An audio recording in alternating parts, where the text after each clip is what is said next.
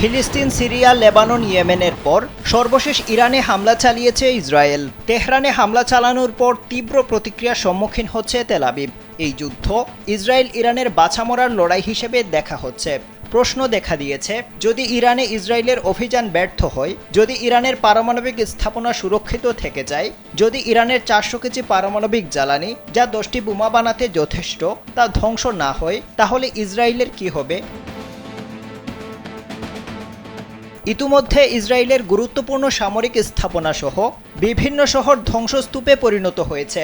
এই অবস্থায় ইহুদিদের ধর্মীয় ন্যায়শাস্ত্রের একটি ভবিষ্যৎবাণী ব্যাপকভাবে সামাজিক যোগাযোগ মাধ্যমে ছড়িয়ে পড়েছে। ওই ভবিষ্যৎবাণীতে বলা হয়েছে, কোনো ইহুদি রাষ্ট্র 8 দশকের বেশি টিকবে না, ভেঙে যাবে। আর সেই ভাঙ্গন বাইরের কোনো শক্তির কারণে হবে না, হবে নিজেদের মধ্যকার জাতি উপজাতির কোন্দলে। ইহুদিদের ধর্মীয় ন্যায়শাস্ত্র তালমুদের এই ভবিষ্যৎবাণীটি লানাতুল আকদিস সামেন বা 8ম দশকের অভিশাপ হিসেবে পরিচিত। ভবিষ্যৎবাণীটি নিয়ে ইসরায়েলের ইহুদিদের মধ্যেও তৈরি হয়েছে আতঙ্ক। গেল 2000 বছরে বিভিন্ন স্থানে ছোট বড় সার্বভৌম অনেক ইহুদি রাজ্য প্রতিষ্ঠিত হয়েছিল। এর মধ্যে কিং ডেভিডের রাজত্ব, অর্থাৎ ইসলাম ধর্মের দাউদ নবীর রাজত্ব এবং হাসমোনিয়াম রাজত্ব ছাড়া আজ পর্যন্ত কোনো ইহুদি রাজ্য 80 বছরের বেশি টেকেনি। তবে কিং ডেভিডের রাজত্ব ও হাসমোনিয়াম রাজত্ব 80 বছরের বেশি টিকে থাকলেও এই দুটি রাজত্বের ভাঙ্গন ধরেছিল 80 বছরের মাথায়। এরপর দুটো রাজ্যই টুকরো টুকরো হয়ে যায়। আজকের আধুনিক ইসরায়েলের জন্ম হয়েছিল 1948 সালের 14 মে।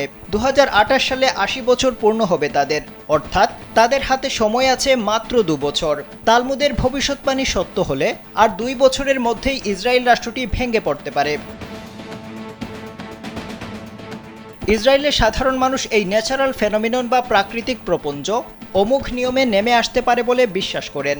এজন্য ইসরায়েল তাদের জন্য হুমকি এমন সব কিছু ধ্বংস করে টিকে থাকতে মরিয়া।